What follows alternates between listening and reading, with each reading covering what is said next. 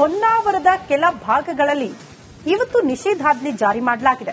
ರಾಷ್ಟ್ರೀಯ ಹೆದ್ದಾರಿ 66 ಬಳಿಯ ಕಾಸರಕೋಡು ಗ್ರಾಮದಲ್ಲಿ ನಿಷೇಧಾಜ್ಞೆ ಜಾರಿ ಮಾಡಲಾಗಿದೆ ಅನ್ನೋದ್ರ ಡೀಟೇಲ್ ಸಿಗ್ತಾ ಇದೆ. ಕಾರಣ ಇಷ್ಟೇ, ಬಹುಕೋಟಿ ವೆಚ್ಚದ ಬಂದರು ನಿರ್ಮಾಣಕ್ಕೆ ಸಿದ್ಧತೆಗಳಾಗ್ತಾ ಇದೆ. ಅದೇ ವಿಚಾರಕ್ಕೆ ಸಂಬಂಧಪಟ್ಟಂತೆ ಇವತ್ತು ಸರ್ವೆ ಮಾಡೋದಕ್ಕೆ ಅಧಿಕಾರಿಗಳು ಆಗಮಿಸ್ತಾ ಇದ್ದಾರೆ.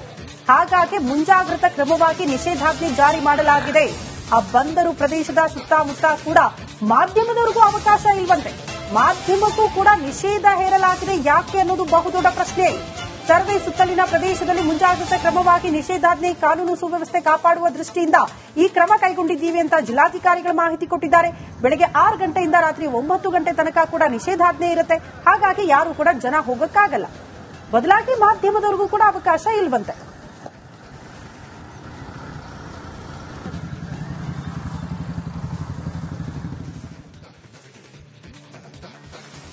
ಉತ್ತರ ಕನ್ನಡದಲ್ಲಿ ನಿರ್ಮಾಣವಾಗಲಿರುವ ಬಹುಕೋಟಿ ವೆಚ್ಚದ ವಾಣಿಜ್ಯ ಬಂದರು ನಿರ್ಮಾಣಕ್ಕೆ ಭಾರಿ ವಿರೋಧ ವ್ಯಕ್ತವಾಗಿದೆ. ಇವತ್ತು ಸರ್ವೆಗೆ ಬಂದಿದ್ದವರ ವಿರುದ್ಧ ಮೀನುಗಾರರು ಈ ಹಿಂದೆ ಆಕ್ರೋಶವನ್ನ ವ್ಯಕ್ತಪಡಿಸಿದ್ರು. ಈಗ ಮತ್ತೊಮ್ಮೆ ಸರ್ವೆ ಮಾಡೋದಕ್ಕೆ ಬರ್ತಿದ್ದಾರೆ. ಹಾಗಾಗಿ ನಿಷೇಧಾಜ್ಞೆ ಇದೆ. ಈ ಕುರಿತ ಒಂದು ರಿಪೋರ್ಟ್ ಎಲ್ಲಿದೆ ನೋಡಿ.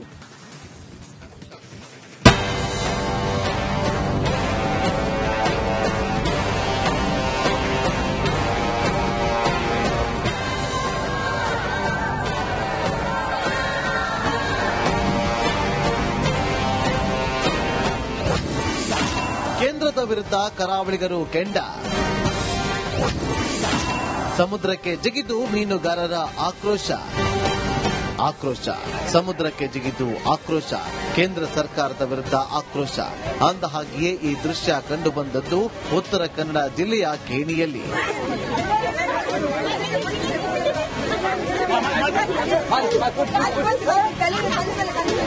ಕೇಂದ್ರ ಸರ್ಕಾರ ಕೇಣಿಯಲ್ಲಿ ಬಹುಕೋಟಿ ವೆಚ್ಚದಲ್ಲಿ ವಾಣಿಜ್ಯ ಬಂದರು ನಿರ್ಮಾಣಕ್ಕೆ ಅಸ್ತು ಎಂದಿದೆ.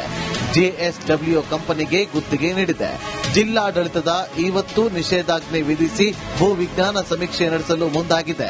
ಆದರೆ ಇದನ್ನ ಖಂಡಿಸಿ ಗ್ರಾಮಸ್ಥರು ಪ್ರತಿಭಟನೆ ಮಾಡಿದ್ರು. ಈ ಪ್ರತಿಭಟನೆ ಇವತ್ತು ಮುಂದುವರಿಯುತ್ತೆ. ಇದು ಅತ್ಯಂತ ದೊಡ್ಡ ಬಂದರಾಗ್ತದೆ. ಆಕ್ಚುಲಿ ಜನಕ್ಕೆ ನಮ್ಮ ಸಾರ್ವಜನಿಕರು ಹೆಚ್ಚಾಗಿ ಮಾಹಿತಿನೇ ಕೊಡ್ತಾ ಇಲ್ಲ, ಎಷ್ಟು ಎಕರೆ ಹೋಗ್ತದೆ ಅಂತ ಹೇಳ್ಕೊಂಡು. ನನಗೆ ತಿಳಿದ ಮಟ್ಟಿಗೆ ಇಲ್ಲಿ ಅಂಕೋಲಾ ಸಿಟಿವರೆಗೂ ಹೋಗ್ತದೆ. ಈ ಕಡೆಯಿಂದ ಕಂತ್ರಿ ಪೂರ್ತಿ ಅಲಗೇರಿವರೆಗೂ ಜಾಗ ಅಷ್ಟು ಜಾಗ ಬೇಕಾಗ್ತದೆ. ಯಾಕೆ ಕೇಳಿದ್ರೆ ಇಷ್ಟೆಲ್ಲ ಜಾಗ ಅವರು ಹೋಗ್ತಾರೆ. ಅಷ್ಟೇ ಅಲ್ಲದೆ ಸಾವಿರಾರು ಕುಟುಂಬಗಳು ಇದರಲ್ಲೇ ಇದು ನಿರ್ಗತಿಕರಾಗುವ ಸನ್ನಿವೇಶ ಉಂಟು. ಗ್ರೀನ್ ಫೀಲ್ಡ್ ಬಂದರು ಬೇಡ ಅನ್ನುತ್ತಿರುವ ಸ್ಥಳೀಯರೊಂದಿಗೆ ಶಾಸಕ ಸತೀಶ್ ಸೈಲ್, ಜಿಲ್ಲಾಧಿಕಾರಿ ಇವತ್ತು ಸಭೆ ಮಾಡಲಿದ್ದಾರೆ. ಇನ್ನು ವಾಣಿಜ್ಯ ಬಂದರು ನಿರ್ಮಾಣವಾದರೆ ಅದೆಷ್ಟೋ ಕುಟುಂಬ ಬೀದಿಗೆ ಬೀಳುತ್ತೆ. ಪ್ರಾಣ ಕೊಡ್ತೀವಿ, ಬಂದರು ನಿರ್ಮಾಣಕ್ಕೆ ಅವಕಾಶ ಕೊಡೋದಿಲ್ಲ ಅಂತ ಮೀನುಗಾರರು ಆಕ್ರೋಶ ಹೊರಹಾಕಿದ್ದಾರೆ. ಪ್ರೊಟೆಸ್ಟ್ ಅನ್ನು ಕೂಡ ಮಾಡಿದ್ದಾರೆ. ಅವರ ಬೇಡಿಕೆ ಏನಂತ ತಿಳ್ಕೊಳ್ಳೋದಕ್ಕೆ ನಾವು ಸನ್ಮಾನ್ಯ ಶಾಸಕರು, ಎಂಎಲ್ಸಿ ಸರ್ ಎಲ್ಲರೂ ಕೂಡ ಇವತ್ತು ಸುಮಾರು ಚರ್ಚೆ ಆಯಿತು. ಅವ್ರ ಬೇಡಿಕೆ ಏನಂತ ತಿಳ್ಕೊಂಡಿದ್ದೀವಿ. ಒಟ್ಟಿನಲ್ಲಿ ಕೇಣಿ ಬಂದರು ನಿರ್ಮಾಣಕ್ಕೆ ಸ್ಥಳೀಯ ಮೀನುಗಾರರು ಉಗ್ರ ರೂಪ ತಾಳಿದ್ದಾರೆ. ಹೋರಾಟದ ಹಾದಿ ಹಿಡಿಯುವ ಎಚ್ಚರಿಕೆ ನೀಡಿದ್ದಾರೆ. ಶೇಷಗಿರಿ ಮುಂಡಳ್ಳಿ, ರಿಪಬ್ಲಿಕ್ ಕನ್ನಡ, ಕಾರವಾರ. ಉತ್ತರ ಕನ್ನಡ ಜಿಲ್ಲೆಯ ಹೊನ್ನಾವರದಲ್ಲಿ ಉದ್ದೇಶಿಸುವ ವಾಣಿಜ್ಯ ಬಂದರು ಕಾಮಗಾರಿ ವಿಚಾರದಲ್ಲಿ ಈಗಾಗಲೇ ಜಿಲ್ಲಾಡಳಿತ ನಿಷೇಧಾಜ್ಞೆಯನ್ನ ಜಾರಿಗೊಳಿಸಿರುವಂತದ್ದು. ಇವತ್ತು ಬೆಳಗ್ಗೆ 6 ಗಂಟೆಯಿಂದ ಸಂಜೆ 9 ಗಂಟೆವರೆಗೆ ನಿಷೇಧಾಜ್ಞೆ ಜಾರಿಗೊಳಿಸಿದೆ. ನಾನೀಗ ಕಾಸರಗೋಡು ಗ್ರಾಮದಲ್ಲಿದ್ದೇನೆ. ನೋಡ್ತಾ ಇರಬಹುದು ಯಾವ ರೀತಿಯಾಗಿ ಇಲ್ಲಿ ನಿಷೇಧಾಜ್ಞೆ ಹೇರಿದ ಪರಿಣಾಮವಾಗಿ ಬಿಗಿ ಪೊಲೀಸ್ ಬಂದೋಬಸ್ತು ಕೂಡ ಇದ್ದಿರುವಂತದ್ದು.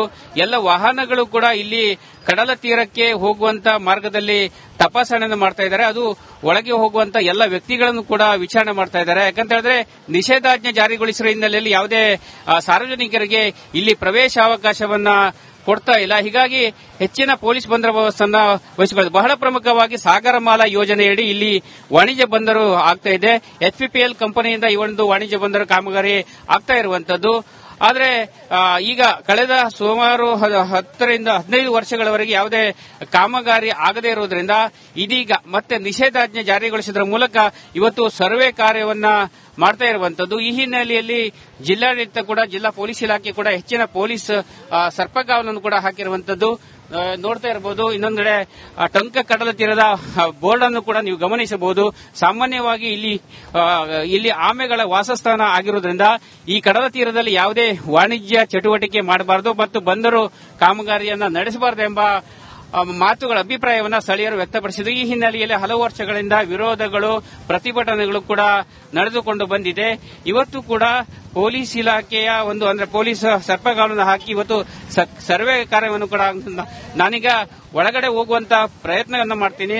ನೋಡೋಣ ಒಳಗಡೆ ಪರಿಸ್ಥಿತಿ ಯಾವ ರೀತಿಯಾಗಿದೆ ಅಂತ ಹೇಳೋದ್ರ ಬಗ್ಗೆ ಇವತ್ತಿನ ಒಂದು ಚಿತ್ರಣದ ಬಗ್ಗೆ ನಾನು ನಿಮಗೆ ತೋರಿಸ್ತಾ ಇದ್ದೀವಿ. ಒಟ್ಟಿನಲ್ಲಿ ಉತ್ತರ ಕನ್ನಡ ಜಿಲ್ಲೆಯ ವಾಣಿಜ್ಯ ಬಂದರು ಕಾಮಗಾರಿ ವಿಚಾರದಲ್ಲಿ ನೋಡ್ತಾ ಇರಬಹುದು. ಇವತ್ತು ಮಾಧ್ಯಮದವರಿಗೂ ಕೂಡ ಈ ಒಳಗೆ ಕೂಡ ಪ್ರವೇಶವನ್ನು ನೀಡ್ತಲ್ಲ. ಹೀಗಾಗಿ HPPL ಕಂಪನಿ ಇಡೀ ಕಾಸರಗೋಡು ಗ್ರಾಮವನ್ನ ಖರೀದಿ ಮಾಡಿದೆಯಾ ಅಥವಾ ಏನು, ಇದರ ಉದ್ದೇಶ ಏನು, ಯಾಕಾಗಿ ಮಾಧ್ಯಮದವರಿಗೆ ಒಳಗಡೆ ಅವಕಾಶ ಕೊಡ್ತಾ ಇಲ್ಲ ಎಂಬ ಪ್ರಶ್ನೆಯನ್ನು ಕೂಡ ನಾವು ವೀಕ್ಷಕರ ಮುಂದೆ ಕೂಡ ಮಾಡ್ತಾ ಇದ್ದೇವೆ. ಒಟ್ಟಿನಲ್ಲಿ ಇವತ್ತಿನ ನಿಷೇಧಾಜ್ಞೆಯನ್ನ ಜಾರಿಗೊಳಿಸಿದ ಹಿನ್ನೆಲೆಯಲ್ಲಿ ಇವತ್ತು ಮಾಧ್ಯಮದವರು ಕೂಡ ಒಳಗಡೆ ಬಿಡ್ತಾ ಇಲ್ಲ. ಯಾಕಂತ ಹೇಳಿದ್ರೆ ನಮ್ಮ ಸ್ವಾತಂತ್ರ್ಯವನ್ನು ಕೂಡ ಕಸಿಕೊಳ್ತಾ ಇದ್ದಾರೆ. ಇದರ ಉದ್ದೇಶ ಎಂಬುದರ ಬಗ್ಗೆ ಜಿಲ್ಲಾಡಳಿತ ಮತ್ತು ಜಿಲ್ಲಾ ಪೊಲೀಸ್ ಇಲಾಖೆ ಲಕ್ಷ್ಯ ಹರಿಸಬೇಕಾಗಿದೆ. ಕ್ಯಾಮರಾ ಪರ್ಸನ್ ಕಿಶನ್ ಗುರು ಜೊತೆ ನಾನು ಶೇಷಗಿರಿ ಮುಂಡಳ್ಳಿ, ರಿಪಬ್ಲಿಕ್ ಕನ್ನಡ, ಕಾರವಾರ. ಹೊನ್ನಾವರದ ಕೆಲ ಭಾಗಗಳಲ್ಲಿ ಇವತ್ತು ನಿಷೇಧಾಜ್ಞೆ ಜಾರಿ ಮಾಡಲಾಗಿದೆ. ರಾಷ್ಟ್ರೀಯ ಹೆದ್ದಾರಿ 66 ಬಳಿಯ ಕಾಸರಕೋಡು ಗ್ರಾಮದಲ್ಲಿ ನಿಷೇಧಾಜ್ಞೆ ಜಾರಿ ಮಾಡಲಾಗಿದೆ ಅನ್ನೋದ್ರ ಡೀಟೇಲ್ ಸಿಗ್ತಾ ಇದೆ. ಕಾರಣ ಇಷ್ಟೇ, ಬಹುಕೋಟಿ ವೆಚ್ಚದ ಬಂದರು ನಿರ್ಮಾಣಕ್ಕೆ ಸಿದ್ಧತೆಗಳಾಗ್ತಾ ಇದೆ. ಅದೇ ವಿಚಾರಕ್ಕೆ ಸಂಬಂಧಪಟ್ಟಂತೆ ಇವತ್ತು ಸರ್ವೆ ಮಾಡುವುದಕ್ಕೆ ಅಧಿಕಾರಿಗಳು ಆಗಮಿಸ್ತಾ ಇದ್ದಾರೆ. ಹಾಗಾಗಿ ಮುಂಜಾಗ್ರತಾ ಕ್ರಮವಾಗಿ ನಿಷೇಧಾಜ್ಞೆ ಜಾರಿ ಮಾಡಲಾಗಿದೆ. ಆ ಬಂದರು ಪ್ರದೇಶದ ಸುತ್ತಮುತ್ತ ಕೂಡ ಮಾಧ್ಯಮದವರಿಗೂ ಅವಕಾಶ ಇಲ್ವಂತೆ. ಮಾಧ್ಯಮಕ್ಕೂ ಕೂಡ ನಿಷೇಧ ಹೇರಲಾಗಿದೆ. ಯಾಕೆ ಅನ್ನೋದು ಬಹುದೊಡ್ಡ ಪ್ರಶ್ನೆ. ಸರ್ವೆ ಸುತ್ತಲಿನ ಪ್ರದೇಶದಲ್ಲಿ ಮುಂಜಾಗ್ರತಾ ಕ್ರಮವಾಗಿ ನಿಷೇಧಾಜ್ಞೆ, ಕಾನೂನು ಸುವ್ಯವಸ್ಥೆ ಕಾಪಾಡುವ ದೃಷ್ಟಿಯಿಂದ ಈ ಕ್ರಮ ಕೈಗೊಂಡಿದ್ದೀವಿ ಅಂತ ಜಿಲ್ಲಾಧಿಕಾರಿಗಳು ಮಾಹಿತಿ ಕೊಟ್ಟಿದ್ದಾರೆ. ಬೆಳಗ್ಗೆ 6 ಗಂಟೆಯಿಂದ ರಾತ್ರಿ 9 ಗಂಟೆ ತನಕ ಕೂಡ ನಿಷೇಧಾಜ್ಞೆ ಇರುತ್ತೆ. ಹಾಗಾಗಿ ಯಾರು ಕೂಡ ಜನ ಹೋಗಕ್ಕಾಗಲ್ಲ. ಬದಲಾಗಿ ಮಾಧ್ಯಮದವರಿಗೂ ಕೂಡ ಅವಕಾಶ ಇಲ್ವಂತೆ.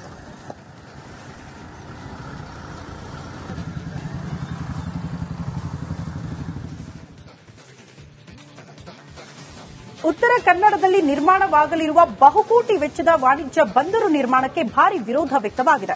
ಇವತ್ತು ಸರ್ವೆಗೆ ಬಂದಿದ್ದವರ ವಿರುದ್ಧ ಮೀನುಗಾರರು ಈ ಹಿಂದೆ ಆಕ್ರೋಶವನ್ನು ವ್ಯಕ್ತಪಡಿಸಿದ್ರು. ಈಗ ಮತ್ತೊಮ್ಮೆ ಸರ್ವೆ ಮಾಡೋದಕ್ಕೆ ಬರ್ತಿದ್ದಾರೆ. ಹಾಗಾಗಿ ನಿಷೇಧಾಜ್ಞೆ ಇದೆ. ಈ ಕುರಿತ ಒಂದು ರಿಪೋರ್ಟ್ ಎಲ್ಲಿದೆ ನೋಡಿ.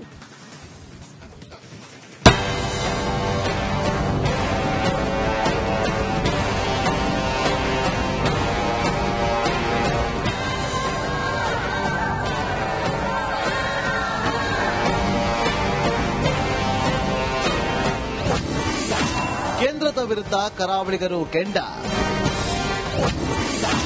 ಸಮುದ್ರಕ್ಕೆ ಜಿಗಿದು ಮೀನುಗಾರರ ಆಕ್ರೋಶ. ಸಮುದ್ರಕ್ಕೆ ಜಿಗಿದು ಆಕ್ರೋಶ.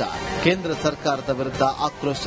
ಅಂದಹಾಗೆಯೇ ಈ ದೃಶ್ಯ ಕಂಡುಬಂದದ್ದು ಉತ್ತರ ಕನ್ನಡ ಜಿಲ್ಲೆಯ ಕೇಣಿಯಲ್ಲಿ.